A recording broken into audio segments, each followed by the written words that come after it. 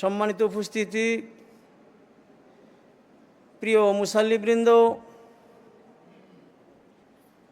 সমস্ত প্রশংসা যাবতীয় গুণগান সেই মহান রব্বুল আলামিনের জন্য, যে মহান রব্বুল আলামিন যা ইচ্ছা সৃষ্টি করেন, তার সৃষ্টির মধ্য থেকে যা ইচ্ছা তিনি বাছাই করেন, যাকে ইচ্ছা তিনি সম্মানিত করেন।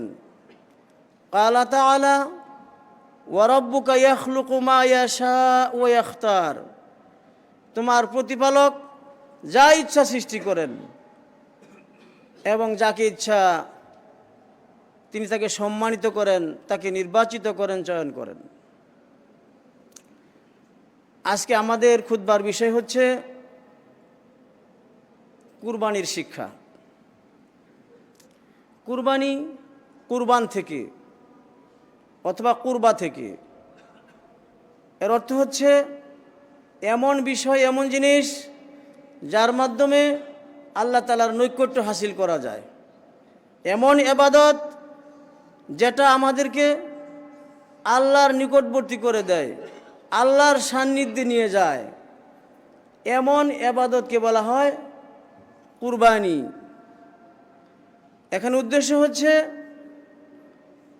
এমন জবেহযোগ্য পশু জবাই করা আল্লাহর জন্য, আল্লাহর নৈকট্য হাসিল করার জন্য, যেটা জবাই করার অনুমোদন আল্লাহ তাআলা আমাদেরকে দিয়েছেন, যার অনুমোদন শরীয়তে এসেছে, এমন পশুকে জবাই করার মাধ্যমে আল্লাহ তাআলার নৈকট্য হাসিল করার নাম হচ্ছে কুরবানি বা কুরবান।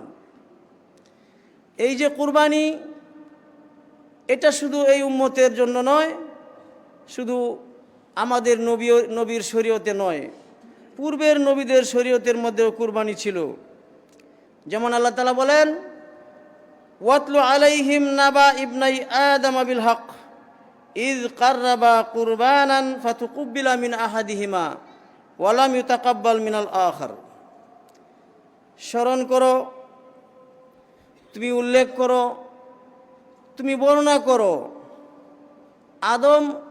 আদমের দুই সন্তানের কথা। আদমের দুই সন্তানের কথা তুমি তাদেরকে জানিয়ে দাও যখন তারা কুরবানি করেছিল।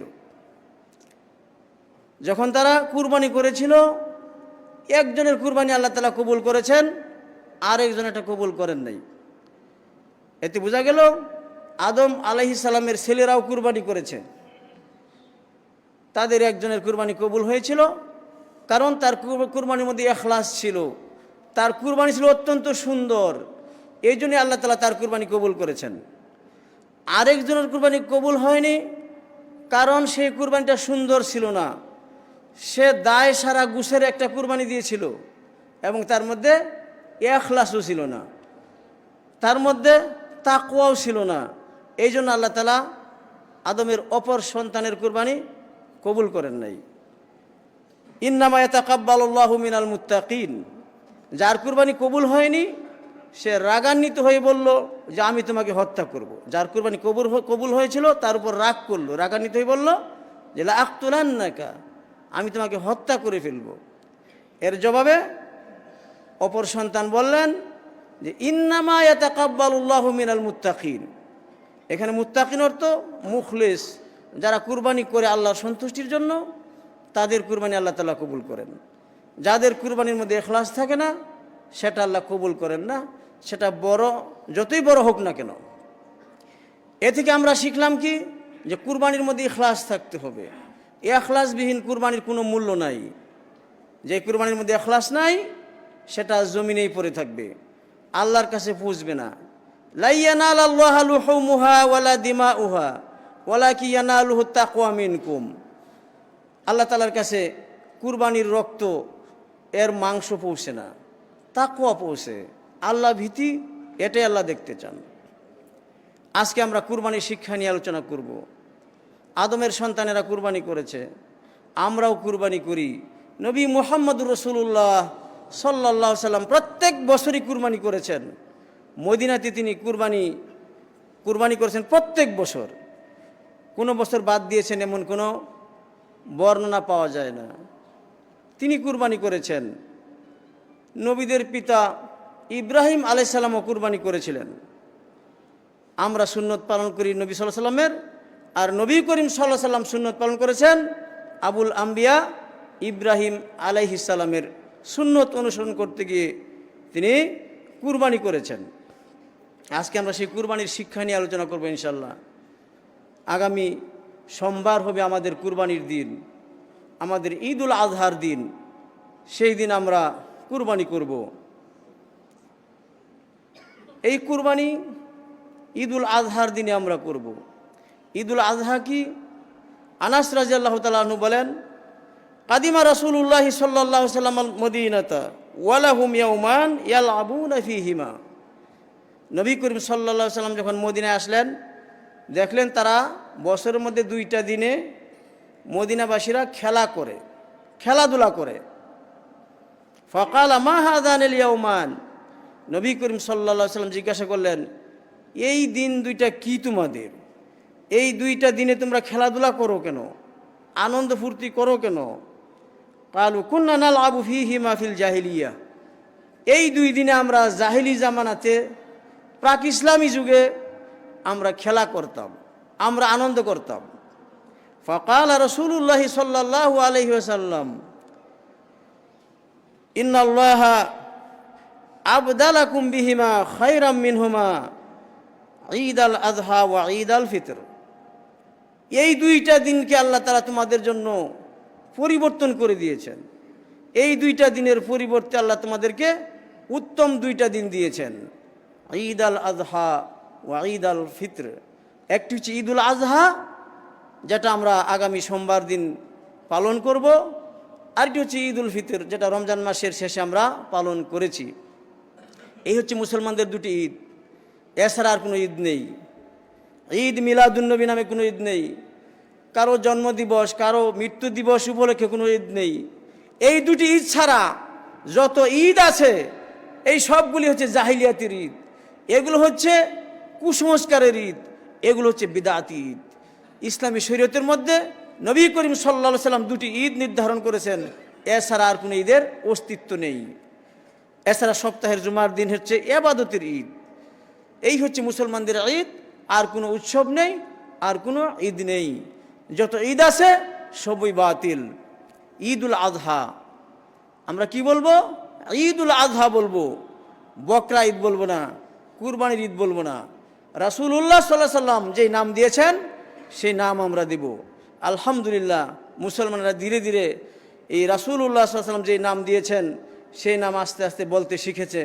আজকে আমরা ঈদুল আজহা কথাটা খুবই শুনতে পাচ্ছি। আমরা এটার চর্চা করব, এটা আমরা বলবো।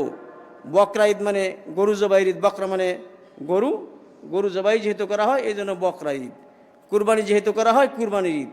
না, এর চেয়ে বিশুদ্ধ হচ্ছে ঈদুল আজহা। সম্মানিত উপস্থিতি, এই ঈদুল আজহাতে আমরা কুরবানি করব। আল্লাহ রাসূল কুরবানি করেছেন, সাহাবীগণ কুরবানি করেছেন, আবুল আম্বিয়া ইব্রাহিম আলাইহিস সালামও কুরবানি করেছেন। ইব্রাহিম আলাইহিস সালামের কুরবানি ছিল সর্বোত্তম কুরবানি, এর চেয়ে উত্তম আর কোনো কুরবানি নেই। এই কুরবানির মধ্যে আমাদের জন্য কি শিক্ষা আছে সেই শিক্ষাটা নিয়ে আমরা আলোচনা করব। কুরবানির ইতিহাস তো আমরা সবাই জানি, ঘটনা আমরা সবাই জানি, সবাই আমরা কুরবানি করি, কিন্তু এর শিক্ষাটা আমাদের জীবনে অনুপস্থিত। শিক্ষাটা আমরা বাস্তবায়ন করতে পারছি না। আমরা যেন এই শিক্ষাটা বাস্তবায়ন করতে পারি। ইব্রাহিম আলাইহিস সালামের জন্মস্থান ছিল ইরাকের বাবেল শহরে। সেখানে তিনি নবুয়ত প্রাপ্ত হয়েছেন। নবুয়ত প্রাপ্ত হয়ে আল্লাহর পক্ষ থেকে নবী এবং নবুয়ত রিসালাতের দায়িত্ব পেয়ে তিনি তার জাতিকে, তার পিতাকে আল্লাহর দিকে আহ্বান করেছেন, তাওহীদের প্রতি আহ্বান করেছেন। তার জাতি ছিল মূর্তি পূজক, তার পিতাও ছিল মূর্তি পূজক। তার পিতা ছিল একদিকে মূর্তি বানানোর কারিগর, মূর্তি বিক্রেতা, মূর্তিকে সম্মানকারী, মূর্তি পূজাকারী, এবং তার ছেলেদেরকেও এই কাজে সে বাধ্য করেছিল। ইব্রাহিমকেও সে বাধ্য করেছিল মূর্তি বিক্রি করার জন্য। বাজারে গিয়ে ইব্রাহিম আলাইহিস সালাম মূর্তি বিক্রি করার সময় বলতেন, কে এই মূর্তি কিনবে যে উপকার করতে পারে না, যে ক্ষতি করতে পারে না। এতে করে ইব্রাহিমের মূর্তি কেউ কিনতো না। তার অন্যান্য ভাইয়ের মূর্তি বিক্রি হতো, তার মূর্তি বাড়িতে ফেরত আসতো। এতে তার পিতা খুব রাগ করত, মারপিটও করত। পরিশেষে তার পিতাকে তিনি মূর্তি পূজা বর্জন করার আহ্বান জানিয়েছেন, মূর্তি পূজার বিরুদ্ধে বিরাট সংগ্রাম করেছেন। এই জন্য রাগান্বিত হয়ে তার জাতির লোকেরা তাকে আগুনে নিক্ষেপ করেছিল। তিনি আগুনে নিক্ষিপ্ত হয়েছিলেন, বিরাট পরীক্ষার শিকার হয়েছিলেন। পরিশেষে তার জাতির লোকেরা যখন ঈমান আনলো না, তিনি চলে আসলেন ফিলিস্তিনে।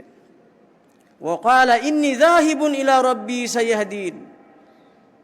তিনি বললেন, তোমরা থাকো তোমাদের অবস্থায়, আমি চলে যাচ্ছি আমার ঈমান নিয়ে, দিন নিয়ে, আমার দাওয়াত নিয়ে আমি চলে যাচ্ছি আল্লাহর কাছে। সাইয়াহদিন, তিনি আমাকে সঠিক পথ দেখাবেন। রব্বি হাবলি মিনাস সালিহিন। ফিলিস্তিনে এসে তিনি দোয়া করলেন আল্লাহর কাছে, হে আল্লাহ, তুমি আমাকে সৎ সন্তান দান করো। তার বয়স এ সময় ৮৬ বছর হয়ে গেছে। চিন্তা করুন, একজন মানুষ যদি বিবাহ করে ৮০ বছর পর্যন্ত যদি সন্তান না হয়, সন্তানের প্রতি তার আগ্রহটা কেমন হতে পারে? অবশ্যই প্রকট হবে। অবশ্যই তিনি মন থেকে, অন্তর থেকে কামনা করবেন, আমার যেন সন্তান হয়, আল্লাহ তাআলা যেন সন্তান দান করেন, সৎ সন্তান যেন দান করেন।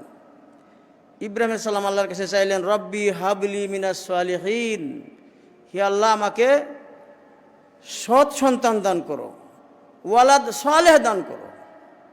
এটা হচ্ছে নবী রাসূলদের সুন্নত। আল্লাহর কাছে সৎ সন্তান চাওয়া, এটা নবী রাসূলদের সুন্নত, সালাফদের সুন্নত। জাকারিয়া আলাইহিস সালাম আল্লাহর কাছে সন্তান চেয়েছেন, রব্বি হাবলি মিন লাদুনকা যুররিয়াতান তাইয়্যিবাহ, হে আমার রব, তোমার পক্ষ থেকে আমাকে সৎ সন্তান দান করো।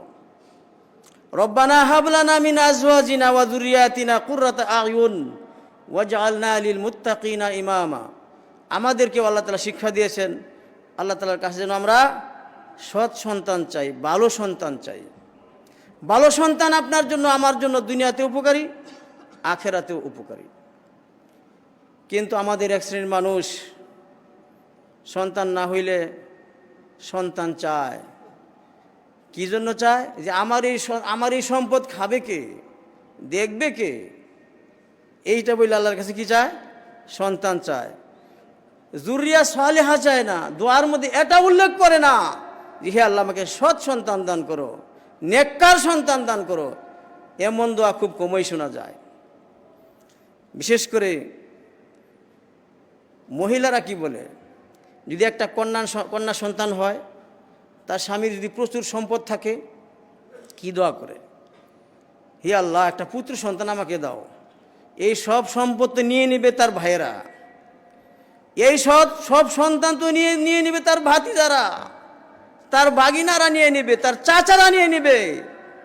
আমার এই বিশাল সম্পদ, মেয়ে মাত্র একটা, মেয়েরা তো সব সম্পদের ওয়ারিশ হয় না। এক মেয়ে হলে হয় অর্ধেক, একাধিক মেয়ে হলে হয় 3 ভাগের 2 ভাগ। বাকি সম্পদ কোথায় যাবে? মৃত ব্যক্তির ভাইয়েরা নেবে অথবা অন্যান্য আত্মীয় স্বজনেরা নেবে। এই ভয়ে মহিলা কি করে? আল্লাহর কাছে পুত্র সন্তান চায়, যাতে তার স্বামীর সমস্ত সম্পদ তার সন্তানদের মধ্যেই থেকে যায়, তার চাচারা যেন না পায়। এইভাবে দোয়া করে। অথচ আল্লাহ আমাদেরকে কি শিক্ষা দিয়েছেন? রব্বি হাবলি মিনাস সালিহিন, রব্বি হাবলি মিন লাদুনকা যুররিয়াতান তাইয়্যিবাহ। যুররিয়াত তাইয়্যিবা চাওয়ার জন্য আল্লাহ তাআলা আমাদেরকে শিক্ষা দিয়েছেন। কারণ সন্তান উপকারী নয় যদি সেটা সৎ সন্তান না হয়। দুনিয়াতে আপনার উপকার করবে, শেষ বয়সে উপনীত হলে সে আপনার কাজে আসবে, আপনার সাহায্য করবে, আপনার উপকারে আসবে, আখেরাতেও আপনার উপকারে আসবে। রাসূলুল্লাহ সাল্লাল্লাহু আলাইহি সাল্লাম বলেন, ইযা মাতাল ইনসানু ইনকাতা আনহু আমালুহু ইল্লা মিন সালাসা। মানুষ যখন মারা যায় তার সমস্ত আমলের সুযোগ বন্ধ হয়ে যায়, ইল্লা মিন সালাসা, 3টি জিনিস ব্যতীত। তার মধ্যে একটি হচ্ছে আও ওয়ালাদিন সালিহিন ইয়াদউলাহ, অথবা সৎ সন্তান যদি থাকে, যে সন্তান তার জন্য দোয়া করবে। কিয়ামতের দিন কোনো বান্দা, আল্লাহর কোনো একটা বান্দা বেহেশতের মধ্যে তার আমলের চেয়ে অনেক বেশি মর্যাদা দেখতে পাবে। দেখে বলবে, হে আল্লাহ, আমি তো এত বড় আমল করি নাই, এত বড় সম্মান কেন? তখন আল্লাহ তাআলা বলবেন যে তোমার পরে, মৃত্যুর পরে তোমার সন্তান তোমার জন্য ক্ষমা চেয়েছিল, দোয়া করেছিল, এর ফজলে তোমার মর্যাদা আমি এত বাড়িয়ে দিয়েছি। সুতরাং আল্লাহর কাছে আমরা নেক সন্তান চাইব, সৎ সন্তান চাইব। সৎ সন্তান চাওয়া, নেক সন্তান চাওয়া এটা নবী রাসূলদের তরিকা, নবী রাসূলদের সুন্নত। আমরা শুধু সন্তান চাইব না, বরং সৎ সন্তান আল্লাহর কাছে চাইব। আল্লাহ তাআলা যেন আমাদেরকে সৎ সন্তান দান করেন, আল্লাহুম্মা আমিন। ফাবাশশারনাহু বিগুলামিন হালিম। আল্লাহ তাআলা তার দোয়া কবুল করলেন এবং একটা ধৈর্যশীল সন্তানের সুসংবাদ দিলেন। ফালাম্মা বালাগা মা'হুস সাইয়া ক্বালা ইয়া বুনাইয়া ইন্নী আরা ফিল মানামি আন্নী আযবাহুকা। এই সন্তান যখন তার পিতার সাথে কাজ করার বয়সে উপনীত হলো, চলাফেরা করতে শিখলো, দৌড়াতে শিখলো পিতার সামনে, এই বয়সটা অত্যন্ত গুরুত্বপূর্ণ। এই বয়সের সন্তান পিতার কাছে অত্যন্ত প্রিয় হয়, কারণ প্রতিপালন করার বোঝা শেষ হয়ে গেছে, এখন নিজের কাজ নিজে করতে পারে। পিতার সামনে দৌড়াদৌড়ি করে, পিতার কাছে সাহায্য সহযোগিতা করে। এই বয়সে সন্তান পিতার কাছে অত্যন্ত প্রিয় হয়, অত্যন্ত আদরের হয়। আল্লাহ তাআলা তাকে ইসমাইল দান করলেন, সৎ সন্তান দান করলেন, যার নাম ইসমাইল আলাইহিস সালাম। যখন 12-13 বছর বয়সে উপনীত হলেন, ক্বালা ইয়া বুনাইয়া ইন্নী আরা ফিল মানাম। হে বৎস, হে আমার আদরের ছেলে, আমি স্বপ্নে দেখছি আন্নী আযবাহুকা, আমি তোমাকে জবাই করছি। নবীদের স্বপ্ন ওয়াহি, রুইয়াল আম্বিয়া ওয়াহিউন। নবীগণ আল্লাহর পক্ষ থেকেই স্বপ্নে দেখে, এবং সেটা ওয়াহি, অন্যদের জন্য এটা নয়। নবীদের চক্ষু ঘুমায়, অন্তর ঘুমায় না। আমরা যখন ঘুমাই আশপাশের কিছুই আমরা অনুভব করতে পারি না, কিন্তু নবীদের অবস্থা এমন নয়, তাদের অন্তর জাগ্রত থাকে। তিনি বললেন, ইন্নী আরা ফিল মানামি আন্নী আযবাহুকা, আমি স্বপ্নে দেখছি যে আমি তোমাকে জবাহ করছি। সুতরাং নবীদের স্বপ্ন ওহী, আর কারো কোনো স্বপ্ন ওহী নয়। স্বপ্নের মাধ্যমে কোনো শরীয়ত আসে না, স্বপ্নের মাধ্যমে দাওয়াত ও তাবলীগের কোনো নীতি আসবে না। কেউ যদি কোনো কিছু দাবি করে যে স্বপ্নের মাধ্যমে আমি দেখেছি আল্লাহ তাআলা এটা আদেশ করেছেন, ওইটা আদেশ করেছেন, তারটা গ্রহণযোগ্য হবে? কখনোই গ্রহণযোগ্য হবে না। কিন্তু বাংলাদেশে, অন্যান্য দেশে এমন মানুষ আছে, তারা স্বপ্নের মাধ্যমে তাবলীগী নেশাব পেয়েছে, স্বপ্নের মাধ্যমে তারা দেখেছে কিয়ামত হয়ে যাবে অতদিন পরে, উমুক এসে যাচ্ছে, তুমুক এসে যাচ্ছে, এরকম স্বপ্নের কথা আমরা শুনি। এগুলো বিশ্বাস করবেন না, এগুলো ভণ্ডামি, এগুলো ধোঁকাবাজি, এগুলো ধান্দাবাজি। একমাত্র নবী রাসূলদের স্বপ্নই হচ্ছে ওহী, আর কারো কোনো স্বপ্ন ওহী নয়। আফ্রিকার এক মূর্খ স্বপ্নে দেখেছে সে তার ছেলেকে জবাই করতেছে। নিকটবর্তী অতীতের কোনো এক লোক স্বপ্নে দেখেছে তার ছেলেকে জবাই করতেছে।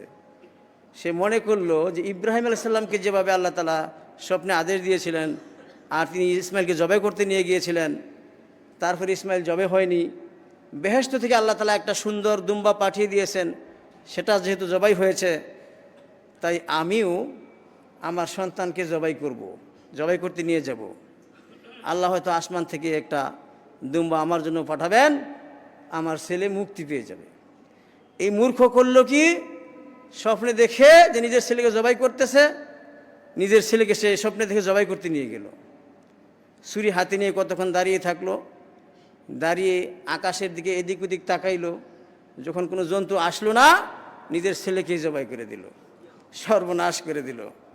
এটা একটা ঘটনা নিকটবর্তী অতীতে আফ্রিকার কোনো এক দেশে ঘটেছে। আল্লাহু আলাম, আল্লাহ ভালো জানেন।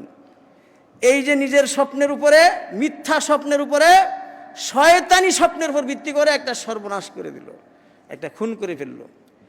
এরকম যদি আপনি স্বপ্ন, ভালো কোনো স্বপ্ন দেখেন, নিজের মধ্যেই রাখেন, দয়া করে প্রকাশ করবেন না। ইন্নী আরা ফিল মানামি আন্নী আযবাহুকা ফানজুর মাযা তারা, আমি স্বপ্নে দেখছি। এইখানে কিছু বেদাতি বইয়ের মধ্যে নানান কিসসা লেখা আছে। বলেছে যে ইব্রাহিম স্বপ্নে দেখলেন আল্লাহ বলছেন প্রিয় বস্তু কুরবানি করো, জবাই করলেন 100।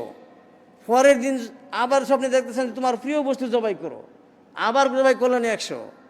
আবার স্বপ্নে দেখেন। তারপরে তিনি ভালোভাবে চিন্তা করে দেখলেন যে তার প্রিয় সবচেয়ে প্রিয় কে। তারপর লাস্টে তিনি মনে করলেন যে ইসমাইল হচ্ছে আমার সবচেয়ে প্রিয়। এইগুলো বানোয়াট কথা, এগুলো বিশ্বাস করবেন না। এখানে সরাসরি উল্লেখ আছে, আর সরাসরি তিনি ইসমাইলের কাছে প্রস্তাব পেশ করেছেন। এই জাতীয় ঘটনার কোনো অস্তিত্ব নাই, না আছে হাদিসের কিতাবে, না আছে তাফসিরের কিতাবে। থাকলেও সেগুলো জাল এবং বানোয়াট।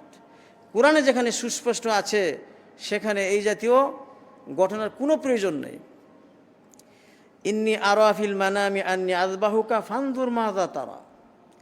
তার পিতা তার ছেলের সাথে পরামর্শ করলেন। আল্লাহর হুকুম বাস্তবায়ন করতেই হবে। ইসমাইল যদি রাজি থাকেন তাহলেও করতে হবে, রাজি না থাকলেও করতে হবে, কোনো এখতিয়ার নাই। তারপরেও তিনি পরামর্শ করলেন যাতে করে তার জন্য জবাই করাটা সহজ হয়ে যায়, যাতে আমাদের জন্য কিয়ামত পর্যন্ত আগমনকারী সমস্ত পিতাদের জন্য এই ঘটনায় একটা শিক্ষণীয় বিষয় হয়ে যায়। আমরা অনেকেই সন্তানের খোঁজখবর রাখি না। 12-13 বছরের বয়সের সন্তানেরা অনেক সময় কঠোর নির্দেশ পালন করতে চায় না। পালন করতে চায়, আপনি যখন কড়া নির্দেশ দিবেন মানতে চাইবে না, তারা তাদের স্বভাব এটাকে গ্রহণ করে না। তাই আল্লাহ তাআলা ইব্রাহিম আলাইহিস সালামের মাধ্যমে আমাদেরকে শিক্ষা দিয়েছেন আমরা যেন আমাদের সন্তানদের সাথে সংলাপ করি, তাদের সাথে যেন পরামর্শ করি, যেমন ইব্রাহিম আলাইহিস সালাম করলেন। ফানজুর মাযা তারা, তোমার অভিমত কি। আমরাও আমাদের ছেলেদেরকে ডাকবো, উপদেশ দিব, তাদের সাথে পরামর্শ করব। আল্লাহর হুকুম পালন করার ক্ষেত্রে আমরা দূরে সরিয়ে দিব না। বর্তমানে যে মোবাইল, আইফোন, এই যে টাচ মোবাইল, এইগুলো নিয়ে আজকে সন্তানেরা ব্যস্ত হয়ে যাচ্ছে। এই অবস্থায় ছেড়ে দেওয়া যাবে না, তাদেরকে কাছে আনতে হবে, ইসলামের বিধান শিখাইতে হবে, কোরআনের কথা শিখাইতে হবে, তাওহীদের শিক্ষা আপনাকেই দিতে হবে। এইভাবে যদি ছেড়ে দেন, নেটের মধ্যে কি দেখতেছে, কি ধরনের বাতিল চিন্তা আকীদা তাদের মাথায় প্রবেশ করতেছে, সেটার খোঁজখবর যদি আপনি না নেন, তাহলে কে আমাদের পরে এই মসজিদ আবাদ করবে, কে আল্লাহর বিধান পালন করবে, ইসলামের শিক্ষা কিভাবে, তাওহীদের শিক্ষা কিভাবে আমাদের পরবর্তী প্রজন্মের কাছে থেকে যাবে। সম্মানিত ভাই বন্ধুগণ, এখানে বিরাট শিক্ষা রয়েছে। আমরা আমাদের সন্তানদেরকে কাছে আনবো আদরের সাথে, ইয়া বুনাইয়া, হে আমার প্রিয় ছেলে। কিন্তু আমরা কি করি, ধমক দেই, এইটা করো ওইটা করো, এতে করে সন্তান অনেক সময় বিগড়ে যায়। তাই আমাদেরকে ডাক দিতে হবে, আদর করে সোহাগ করে কাছে টানতে হবে। ফানজুর মাযা তারা, তিনি পরামর্শ চাইলেন, আমরাও পরামর্শ করব আমাদের ছেলেদের সাথে, সন্তানদের সাথে। ওয়াশাবিরহুম ফিল আমর, ইসলামের একটা সৌন্দর্য হচ্ছে পরামর্শ করা। নবী করিম সাল্লাল্লাহু আলাইহি ওয়াসাল্লাম পরামর্শ করেছেন বদরের যুদ্ধে যাওয়ার আগে, উহুদের যুদ্ধে যাওয়ার আগে, খন্দকের যুদ্ধে যাওয়ার আগে। এই যে বিরাট বিরাট যুদ্ধগুলো হয়েছে, সাহাবীদের সাথে পরামর্শ করেছেন। ওয়া আমরুহুম শুরা বাইনাহুম, তাদের সমস্ত কাজ হবে পরামর্শের ভিত্তিতে। মসজিদ চলবে পরামর্শের ভিত্তিতে, মাদ্রাসা চলবে পরামর্শের ভিত্তিতে, দাওয়া চলবে পরামর্শের ভিত্তিতে। এখান থেকে আমরা পরামর্শের শিক্ষা পাই যে আমরা সমস্ত কাজ পরামর্শের ভিত্তিতে করব। তারপর ক্বালা ইয়া আবাতি ইফআল মা তু'মারু, যখন ইব্রাহিম সালাম বললেন যে আমি তোমাকে দেখছি, স্বপ্নে দেখি জবাই করছি, তোমার মত কি। ক্বালা ইয়া আবাতি ইফআল, ক্বালা ইয়া আবাতি ইফআল মা তু'মার, হে আমার পিতা, আপনাকে যে আদেশ করা হচ্ছে সেটা আপনি তাড়াতাড়ি পালন করেন। ইফআল মা তু'মার, যে আদেশ আপনাকে দেওয়া হচ্ছে সেটা পালন করেন। ইসমাইল এটা বলেন নাই জবেহ করুন, জবেহ করুন এটা বলেন নাই, বলছেন কি মা তু'মার, যে আদেশ আপনাকে করা হচ্ছে সেটা জবাই করা হোক, আমাকে টুকরা টুকরা করা হোক, যা ইচ্ছা আপনি, যে আদেশ আল্লাহ তাআলা করেছেন সবগুলো আপনি বাস্তবায়ন করেন। সুবহানাল্লাহ, কি অনুগত পিতার অনুগত সন্তান। ইব্রাহিম আলাইহিস সালাম ছিলেন আল্লাহর অনুগত, তার সন্তানও ছিল আল্লাহর অনুগত। কোথায় পেলেন এই অনুগত সন্তান, এত নেককার সন্তান, ইসমাইল আলাইহিস সালাম কীভাবে হলেন, কে তাকে শিখালো, কে তাকে তারবিয়ত দিল, আমরা কি চিন্তা করেছি? চিন্তা করি নাই। ইব্রাহিম সালাম থাকতেন কোথায়? ফিলিস্তিনে। শিশু অবস্থায় ইসমাইলকে এবং তার মাকে রেখে আসলেন কোথায়? মক্কাতে, যেখানে পানি নাই, পশু পাখি নাই, কোনো চাষাবাদ নাই, এমন জায়গায় ছোট্ট অবস্থায় রেখে দিয়ে তিনি আবার সেই ফিলিস্তিনে চলে এসেছেন, যেখানে যেতে আসতে মক্কা থেকে ফিলিস্তিন যাতায়াত করতে 1 মাসের সময় লাগে। তাহলে এই সন্তানটা কার কাছে ছিল? কে প্রতিপালন করেছে? কে এই উত্তম চরিত্র শিখিয়েছে? তিনি আর কেউ নন, তিনি একজন মহিলা। তিনি কে? হাজার আলাইহিস সালাম। তিনি ইসমাইলকে এভাবে গড়ে তুলেছেন, পিতার প্রতি আনুগত্য শিক্ষা দিয়েছেন একজন মহিলা। তিনি হলেন হাজার আলাইহাস সালাম। এখান থেকে আমাদের মা বোনদের শিক্ষা নেওয়ার আছে কি নাই? বিরাট শিক্ষা নেওয়ার বিষয় আছে। সন্তানের শিক্ষা দেওয়ার দায়িত্ব যদিও বাপের পিতার, কিন্তু মার দায়িত্ব এর চেয়ে বেশি। তিনি তার সন্তানকে উত্তম আদর্শ শিখাবেন, পিতামাতার প্রতি আনুগত্যের শিক্ষা দিবেন, তাওহীদের শিক্ষা দিবেন। এই দায়িত্বটা পিতার চেয়ে মায়ের বেশি। আনাস রাদিয়াল্লাহু তাআলা আনহুকে নিয়ে উম্মে সুলাইম যখন বিধবা হয়ে গেলেন, তখন তার একাধিক বিয়ের প্রস্তাব এসেছিল, সম্ভ্রান্ত পরিবার থেকে তাকে বিয়ের প্রস্তাব এসেছিল, কিন্তু তিনি বিয়ে বসেন নাই। তিনি তার আনাসকে নিয়ে ব্যস্ত হয়ে গেছেন। তিনি মনে করেছেন যে আনাসকে শিক্ষা দেওয়া হচ্ছে আমার বিরাট এক দায়িত্ব। এই বয়সে যদি আমি আবার বিবাহ বসি, তাহলে আমার ছোট্ট আনাসকে কে শিখাবে? তাওহীদের শিক্ষা কে দিবে? নবুয়তের শিক্ষা কে দিবে? তাই তিনি তার ছোট্ট ছেলে আনাসকে বলতেন, আব্বু বলো লা ইলাহা ইল্লাল্লাহ, বলো লা ইলাহা ইল্লাল্লাহ। এইভাবে ছোটবেলা থেকেই তিনি তাওহীদের শিক্ষা দিতেন। এখান থেকে আমাদের মায়েদের শিক্ষা নেওয়ার বিষয় রয়েছে। ইসমাইল আলাইহিস সালামের ঘটনা থেকে আমাদের শিখতে হবে, এই যে মহিলা হাজার আলাইহাস সালাম, তিনি যে এত ত্যাগ স্বীকার করলেন, এই তার ছেলেকে গড়ে তুললেন এবং তিনি যে কষ্ট করেছেন, এই কারণে আজকে তার যে সাফা মারোয়ার মাঝখানে যে অবস্থানটা, ইসমাইলকে প্রতিপালন করার যে কষ্টটা, এটাকে আল্লাহ সুবহানাহু ওয়া তাআলা কিয়ামত পর্যন্ত স্মরণীয় করে রেখেছেন। এই ইসমাইলের জন্য সেখানে তিনি দৌড়াদৌড়ি করেছেন, পানির সন্ধান করেছেন, ওইটাকে একটা হজের অনুষ্ঠানে পরিণত হয়ে গেছে। কিয়ামত পর্যন্ত মুসলমানের সেটা স্মরণ করবে। এই হাজারার কথা, যেটাকে হাজেরা বলা হয়, হাজেরা তো নয়, হাজার। শরীর নাম কি? হাজার, হাজেরা না, কিন্তু বাংলা ভাষায় আমরা কি বলি? হাজেরা বলি। আসল নামটা কি? হাজার। হাজার আলাইহিস সালামের এই দৌড়াদৌড়ি, তার শিশুপুত্র ইসমাইলকে প্রতিপালন করতে গিয়ে তিনি যে কষ্ট করেছেন, যেই ত্যাগ তিনি স্বীকার করেছেন, যে উত্তম প্রশিক্ষণ যে সন্তানকে দিয়েছেন, এর কারণে আল্লাহ সুবহানাহু ওয়া তাআলা আমাদের জন্য সেটাকে একটা অনুষ্ঠান করে ফেলেছেন, হজের অন্তর্ভুক্ত করে ফেলেছেন। তার মাধ্যমে এমন একটা কূপের সন্ধান আল্লাহ তাআলা দিয়েছেন, যে কূপ থেকে, যে কূপের পানি বরকতময়, সারা দুনিয়ার মুসলমানেরা যে কূপের পানি পান করছে, যেটা হাজিদের জন্য অত্যন্ত সহায়ক।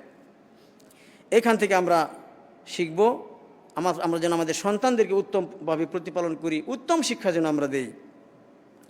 ক্বালা সাতাজিদুনি ইনশাআল্লাহ, ক্বালা ইফআল মা তু'মার সাতাজিদুনি ইনশাআল্লাহ মিনাস সাবিরিন।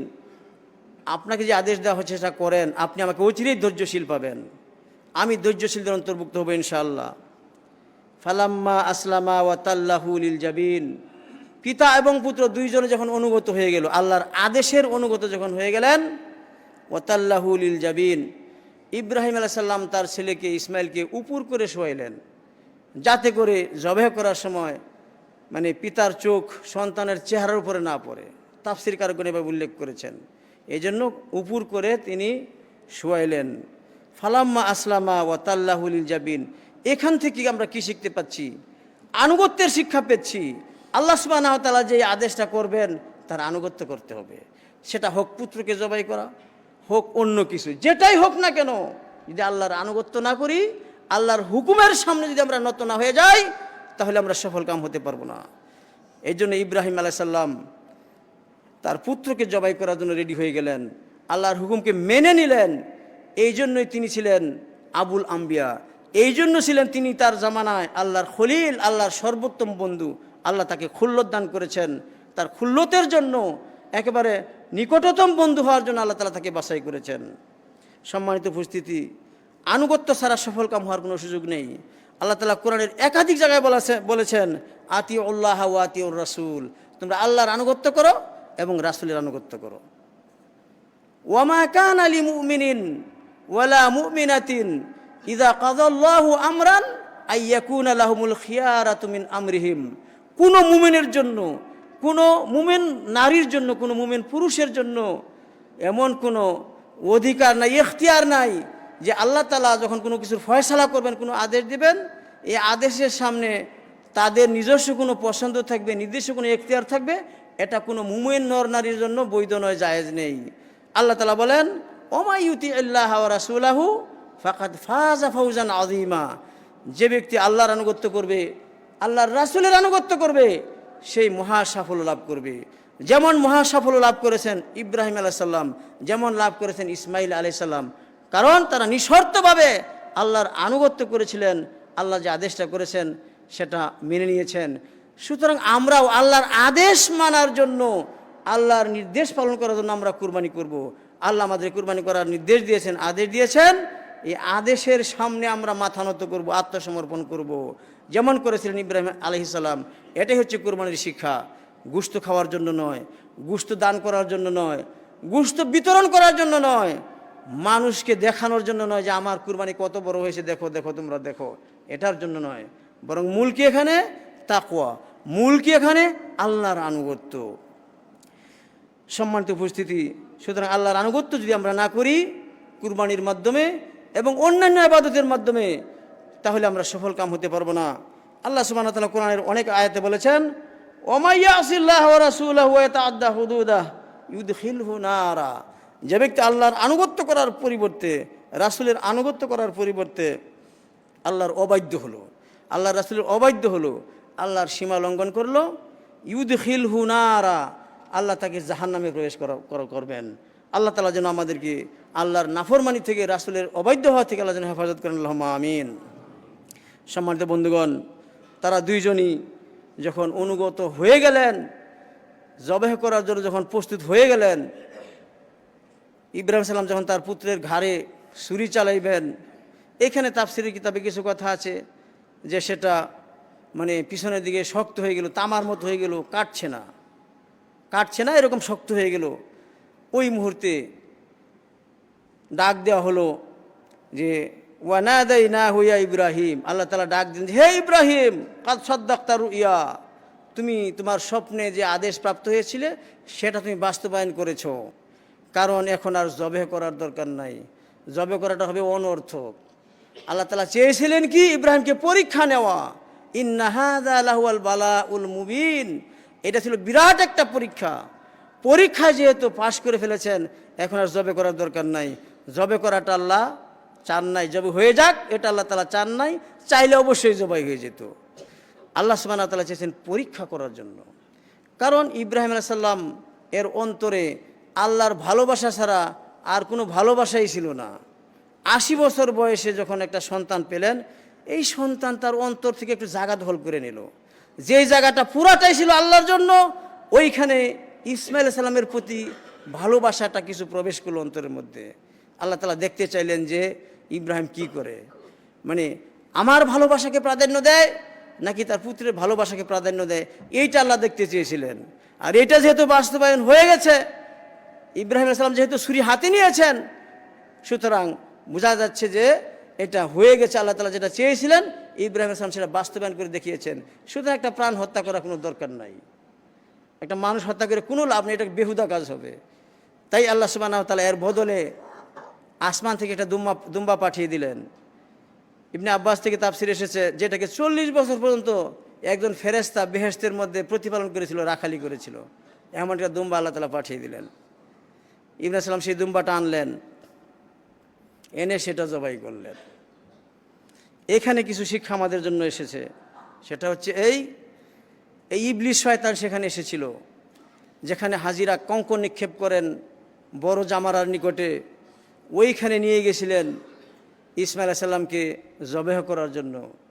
ইবলিস শয়তান সেখানে এসেছে জবাইটা যেন না হয়, ইব্রাহিম সালাম যেন পরীক্ষায় পাশ না করেন, ইব্রাহিম সালামকে ব্যর্থ করার জন্য সেখানে সে ওয়াসওয়াসা দিচ্ছে যে ইব্রাহিম এই ছেলেটাকে কেন তুমি অযথা জবাই করতে যাচ্ছ, এটা জবাই করে লাভ কি?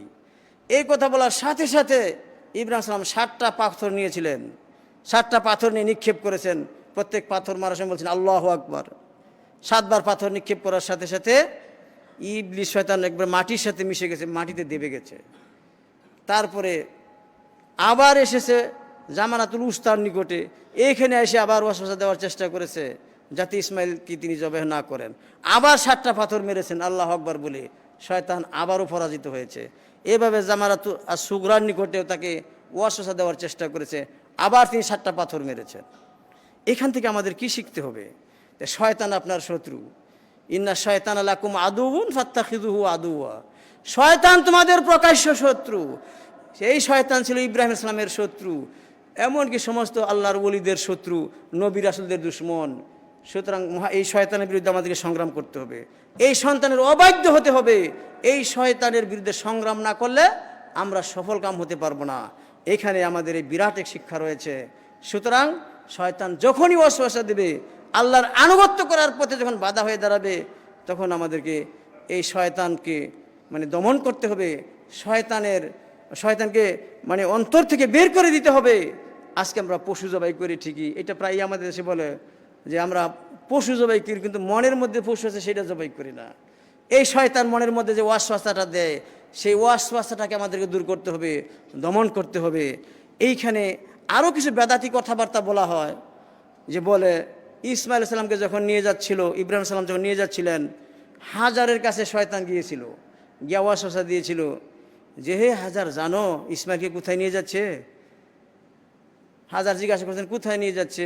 দাওয়াত খাওয়াতে নিয়ে যাচ্ছে। হ্যাঁ, ইব্রাহিম নাকি হাজারের কাছ থেকে ইসমাইলকে সাজিয়ে এনেছিলেন, ভালো কাপড় চোপড় পরিয়ে এনেছিলেন দাওয়াতে যাওয়ার জন্য, দাওয়াত খাওয়ার জন্য। বানোয়াট কথাগুলো বিশ্বাস করবেন না, এগুলো অনর্থক কথা, এগুলো কোরআন হাদিসে কোথাও নাই। হ্যাঁ, আল্লাহর নবী এবং রাসূলগণ কি মিথ্যা বলতে পারেন?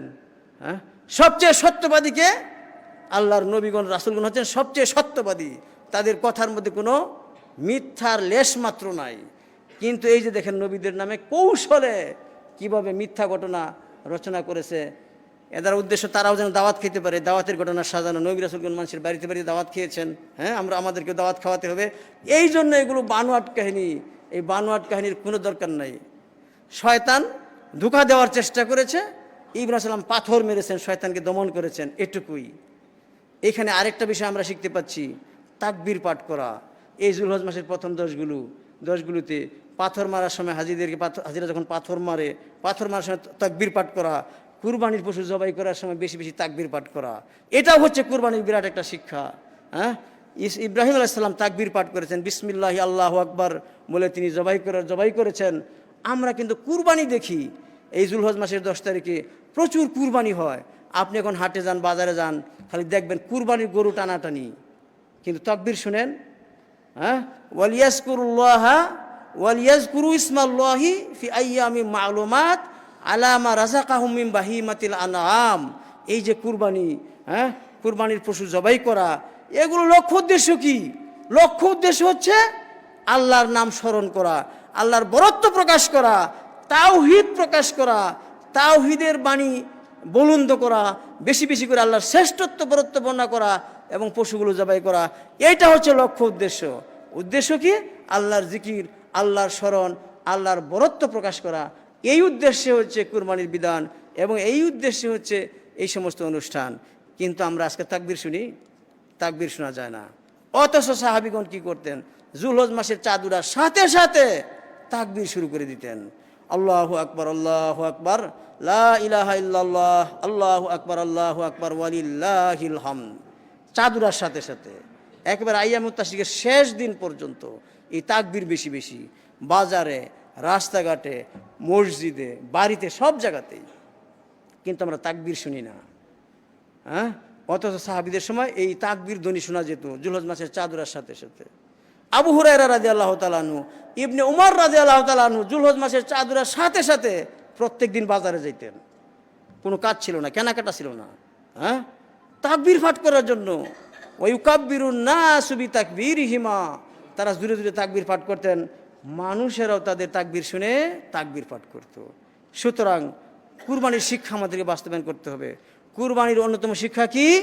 আল্লাহর বরত্ব প্রকাশ করা, আল্লাহর তাওহীদ বাস্তবায়ন করা। আপনি লাখ লাখ টাকার কুরবানি কিনলেন, আল্লাহর নাম স্মরণ করলেন না, হ্যাঁ, আল্লাহর বরত্ব এবং মর্যাদা আপনার মন্তরে দেখা গেল না, কুরবানি যে আল্লাহর বিরাট একটা নিদর্শন সেটা আপনি অনুভব করলেন না, তাহলে আপনার কুরবানি কিভাবে আল্লাহ কবুল করবেন? কিভাবে আপনি এই কুরবানির মাধ্যমে সফলকাম হবেন? আসুন আমরা আমাদের কুরবানি থেকে শিক্ষা গ্রহণ করি। ইব্রাহিম আলাইহিস সালামের কুরবানি থেকে আমরা শিক্ষা গ্রহণ করি। আমাদের নবী করিম সাল্লাল্লাহু আলাইহি সাল্লামের কুরবানি থেকে আমরা শিক্ষা নেই। নবী করিম সাল্লাম প্রত্যেক বছর 2টা করে কুরবানি করতেন, দুম্বা 2টা কুরবানি করতেন, সাদা রঙের, যার পা কালো, মুখ কালো, হ্যাঁ, যার পেট কালো, এরকম সাদার ভিতরে কালো, মানে হাঁটুতে কালো রং, পায়ের মধ্যে কালো রং, কপালের মধ্যে কালো রং, এরকম সুন্দর জন্তু নবী সাল্লাম কুরবানি করতেন। কারণ এটা হচ্ছে ইসমাইল আলাইহিস সালামের বদল, এটা হচ্ছে ওয়াফাদাইনাহু বিযিবহিন আযীম। আল্লাহ তাআলা মহান একটা জবেহের মাধ্যমে ইসমাইল আলাইহিস সালামকে মুক্ত করেছেন।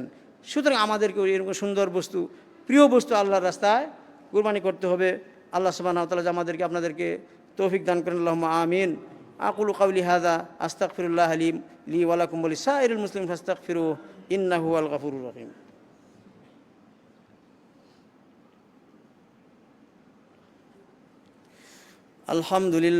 আলহামদুলিল্লাহ নাহমাদুহু ওয়া নাস্তাঈনুহু ওয়া নাস্তাগফিরুহু ওয়া নু'মিনু বিহি ওয়া নাতাওয়াক্কালু আলাইহি ওয়া নাউযু বিল্লাহি মিন শুরুরি আনফুসিনা ওয়া মিন সাইয়্যাতি আ'মালিনা। মান ইয়াহদিহিল্লাহু ফালা মুদিল্লা লাহু ওয়া মান ইউদ্লিল ফালা হাদিয়া লাহু ওয়া আশহাদু আল লা ইলাহা ইল্লাল্লাহু ওয়াহদাহু লা শারীকা লাহু ওয়া আশহাদু আন্না মুহাম্মাদান আবদুহু ওয়া রাসূলুহু। আম্মা বা'দু ফা ইন্না খায়রাল হাদিসি কিতাবুল্লাহ وخير الهدي هدي محمد صلى الله عليه وسلم وشر الأمور محدثاتها وكل محدثة بدعة وكل بدعة ضلالة وكل ضلالة في النار. قال الله تبارك وتعالى في كلامه المجيد وفرقانه الحميد: إن الله وملائكته يصلون على النبي يا أيها الذين آمنوا صلوا عليه وسلموا تسليما. اللهم صل على محمد وعلى آل محمد كما صليت على إبراهيم وعلى آل إبراهيم إنك حميد مجيد. اللهم بارك على محمد وعلى آل محمد كما باركت على إبراهيم وعلى آل إبراهيم إنك حميد مجيد. اللهم أعز الإسلام والمسلمين، اللهم أعز الإسلام والمسلمين وأذل الكفر والكافرين. اللهم انصر عبادك المؤمنين، اللهم انصرهم على أعدائك وأعدائهم برحمتك يا أرحم الراحمين. ربنا ظلمنا أنفسنا وإن لم تغفر لنا وترحمنا لنكونن من الخاسرين. ربنا آتنا في الدنيا حسنة وفي الآخرة حسنة وقنا عذاب النار. عباد الله رحمكم الله، إن الله يأمر بالعدل والإحسان وإيتاء ذي القربى وينهى عن الفحشاء والمنكر والبغي يعظكم لعلكم تذكرون. فاذكروني أذكركم واشكروا لي ولا تكفرون.